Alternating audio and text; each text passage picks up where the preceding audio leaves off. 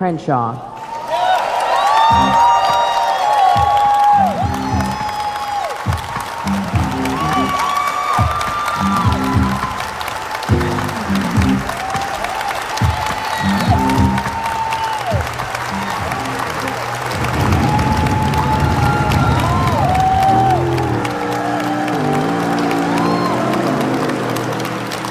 He is a former Navy SEAL who lost his eye while serving our country. Dan Crenshaw served our country for 10 years, including multiple tours in Iraq and Afghanistan. Lieutenant Commander Dan Crenshaw, everyone, thank you so much for coming. Thanks for making a Republican look good. Come for the SEAL teams, we have a very different sense of humor. Okay, it's a pretty thick skin. I thought it was maybe the most uplifting moment in American politics I'd seen in a decade. The military has long brought a lot of credibility to American institutions. I hope to bring some of that credibility to Congress. If you just know one thing, which is that you're supposed to take care of your people, then I think you've got it. You understand what leadership really is. You know, reaching young people is the most important thing we can do. TPUSA is for Nazis, and you should be ashamed of your service in Afghanistan. You should be ashamed of yourself, not proud of your service. If you have to call somebody a Nazi, it's a good indicator that you haven't thought through your argument very well. Get more creative with your insults, man. Like, Nazi, come on. Dan Crenshaw is at our southern border. He was in Brownsville, Texas, to see firsthand the situation on the border. I really know how to keep this country safe. I've got the right experience. Every country has the right to own its own sovereignty. Every country has the right to manage who comes in and out of its borders. People like AOC are operating off of a false premise, and it's deliberately designed to misinform the American people for her own political ends. They don't want fixed to the asylum loopholes. They're talking about decriminalizing illegal border crossing. When you put in these kind of socialist policies, it destroys a country. What is it about the Pledge of Allegiance that infuriates people so much? You know, liberty and justice for all. For all, not for some people, but for all. We can debate ideas. We can disagree on ideas all day long. Let's find the things that we actually agree upon and work on those. We got to bring our country together. Let's focus on the things we agree on, and let's work on those. And let's not attack the core of the other person. Congressman Crenshaw is now a formidable freshman congressman. He's going to be one to watch. Thank you for serving our country. Congressman Dan Crenshaw quickly fact-checked a New York Times writer who then apologized and deleted a tweet claiming Crenshaw didn't support the 9/11 Victims Compensation Fund. You're going to stand on the graves of 9/11 victims and claim that I am not a patriot, that I have not defended this country against the perpetrators of 9/11?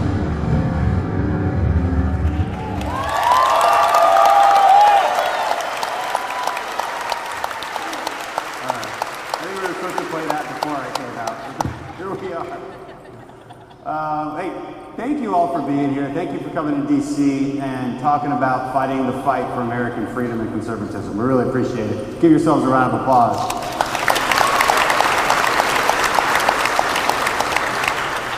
I had a pretty cool presentation, which is not here. So, we're going to talk about something really important, which is the story of America. And I start with this idea that we should be fighting for the story of America because fundamentally, when we're looking at 2020 and the culture war that we're facing, it really is about a story about the culture of America, the story of America, and the story that we choose to tell about our great country. There's a lot of battlefronts on the culture war, a lot of micro battles that happen, but the most important one is the story of our country. Winning in 2020 is about telling the right one. And I think we have a pretty good story to tell. Our story is one of landing on the moon, creating the internet, inventing just about everything, and building a society that continues to be the #1 destination for every freedom-loving soul around the world.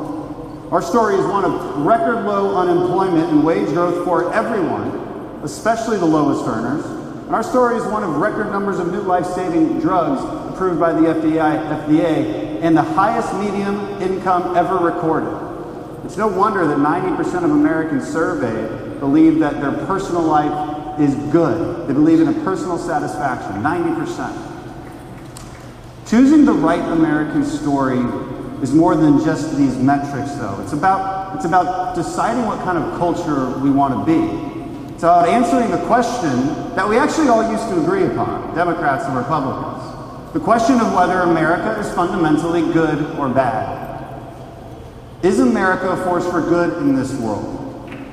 Or, as the left would say it, is it a scourge founded on corruption? the only solution being some kind of socialist revolution.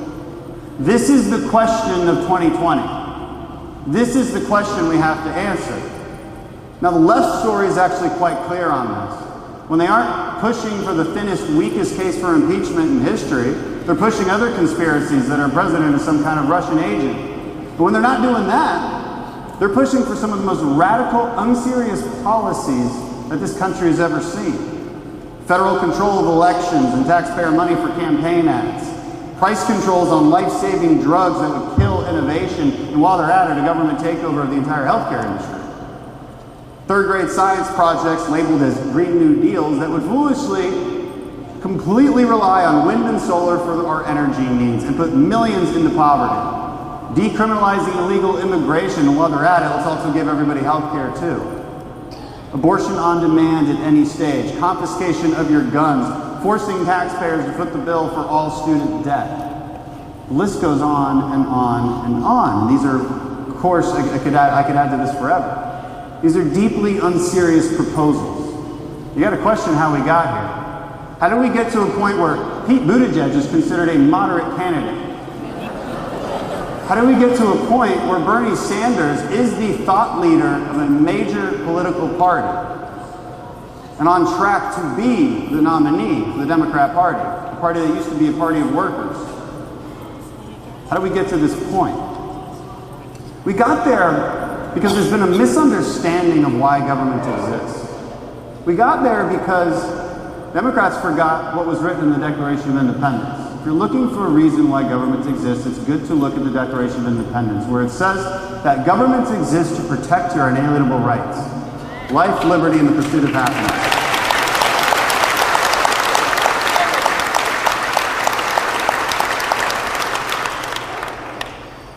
If you're on the left, you believe that that's not why government exists. You tend to believe that government exists to continue providing more and more services and false promises to the people. Why? To buy their votes, of course. And this isn't just radical socialists who believe this, who have this misunderstanding of the reason that government exists. The promise of more government services, the promise to make you happy, not let you pursue your happiness, but to make you happy, that promise is a cornerstone of progressive thought. Well-intentioned liberalism, it always leads to, we have it up. There we go. Well-intentioned liberalism always leads to socialism. It's inevitable. Because if you're a well-intentioned liberal and you always want to give people more stuff, well, what is the end goal? You need more power to give people more stuff. If you're going to promise all of these things, you need more power to implement those promises, and you have to centralize government as it stands. When you figure out that you can buy votes and buy voters off with their own tax dollars, you get very deeply unserious policies. They build upon each other. It becomes a game. Politicians make whatever promises they need to in order to buy off voters. Free healthcare, free college, free emotional support animals at said college just in case Ben Shapiro shows up. And we can blame politicians, we can blame Washington all we want for this, but we also have to look at ourselves as Americans. We have to look at what has happened to our culture. We have to recognize the fact that in a sense we're all to blame. We all fall for it. We all want to blame somebody else, and then we want to ask government to end our suffering, not give us the freedom to pursue our happiness, but to make us happy. The government will always abide. These politicians, supposedly well-meaning, will always do what you want them to do. They'll always make you feel good and righteous and taken care of. They'll just ask you to give them more power. And power really is what it's about. This is an important point if you're on the progressive left.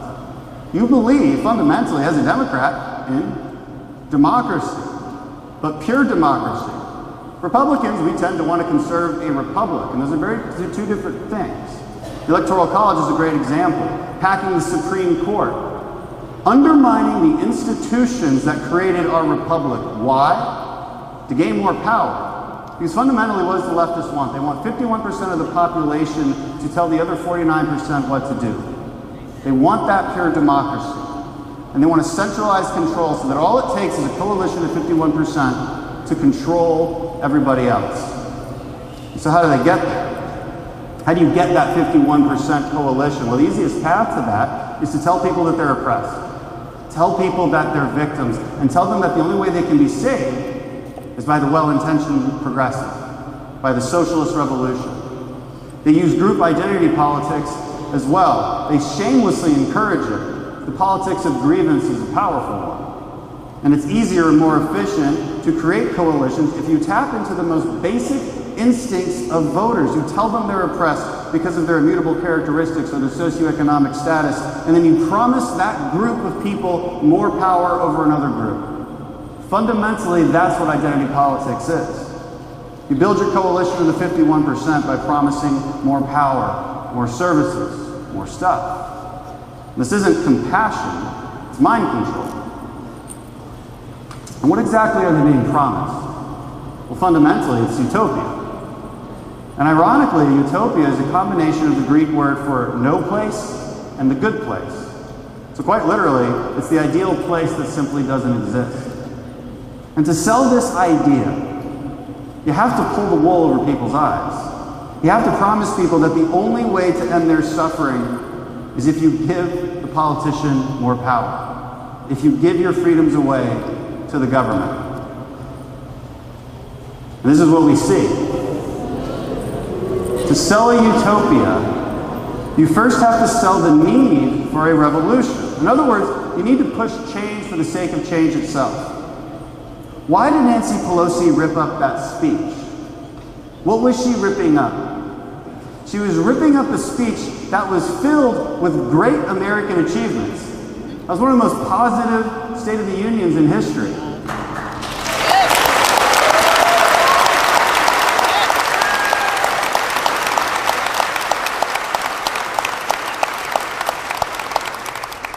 But it made the left melt down. They don't want to hear it because it doesn't fit the narrative. They have to sell a crisis because crisis is the only path to revolution.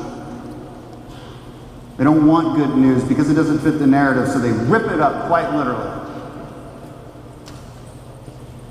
But it gets worse than that. The story of victimhood ends up creating a deep disdain and condemnation of America itself. Because to sell the crisis narrative, you have to indict and condemn America at its most fundamental levels. So it starts with victimhood.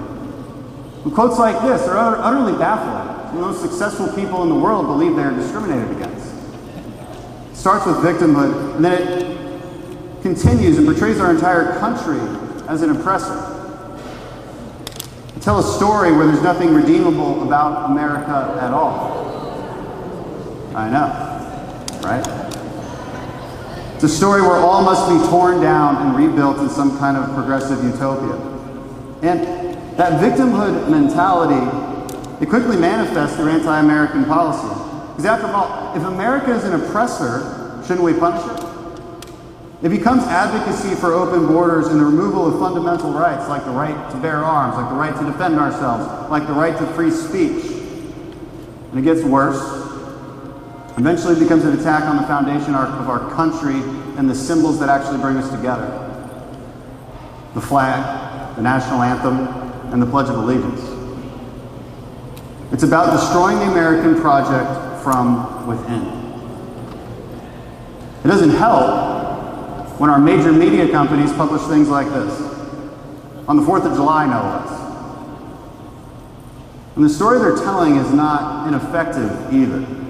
They've told this progressive story of America so well that fewer and fewer Democrats are labeled as extremely proud or very proud of their country. Because what motivation do they have to preserve the American project if they fundamentally dislike it? So 2020 is about two very different choices. It's not just policies. Policies can be reversed. Laws can be changed. 2020 and the years to come are about a fight for the American spirit. It's a fight for our culture. When you look at these two columns, what do you see? I see order versus chaos. I see stability versus cultural decay. I see on the right a set of cultural principles that for thousands of years has been proven to create a sustainable and stable society, a society that thrives and is prosperous. A culture of individuals that values mental toughness, fortitude, and personal responsibility, is a culture that lasts. A culture that believes morality is more than just a human opinion, but is in fact derived from a higher power, is a society that lasts. A culture that values itself, believes in itself, believes it is good and worth defending, is a culture that lasts. A culture that shows gratitude for the foundations and wisdom that created the miracle of modernity that we live in today, is a culture that lasts. And a culture that believes in individual freedom and the duty of its citizens to live with moral truth in exchange for that freedom is a culture that lasts. And that's ultimately what you're here to fight for. And what does that mean to fight? I'm not so sure that's something we always get right. Too many politicians and activists, we seem to think sometimes that fighting means screaming the loudest alongside those who already agree with us. Owning the libs with the snarkiest tweet, or triggering a bunch of college kids with some kind of provocation. But this isn't fighting. It's fun, but it's not fighting. It's replacing sophisticated argument with an excess of attitude and misplaced passion. Yeah, it's fun, but it's not fighting. Fighting is just a means to an end. And the end has to be winning. And winning means persuading others to come to our side. And we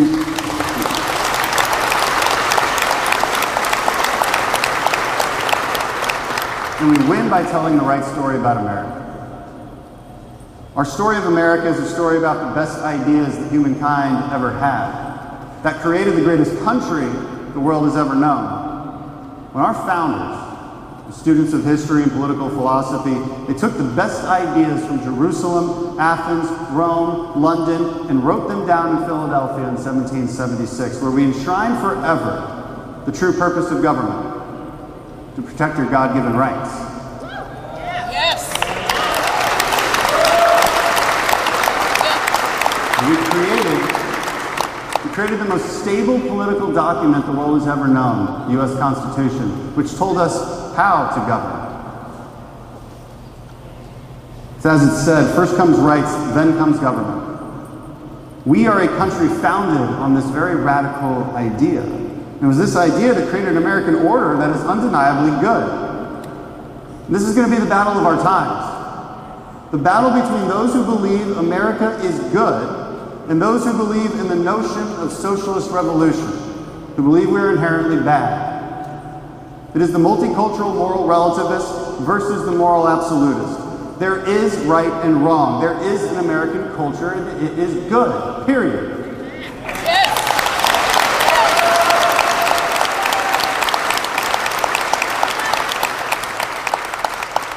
The left has always labeled themselves as the counterculture. But the truth is that the pathology of the leftist thinking has gone mainstream. It's not the counterculture anymore. So guess what? We are. Conservatives are the new counterculture. We are the ones who must convince Americans that personal independence and responsibility is actually good. That the federal government is not the solution to every problem we face, and that the failure of socialism throughout history must be exposed as the evil that it is so that it never takes hold in our great country.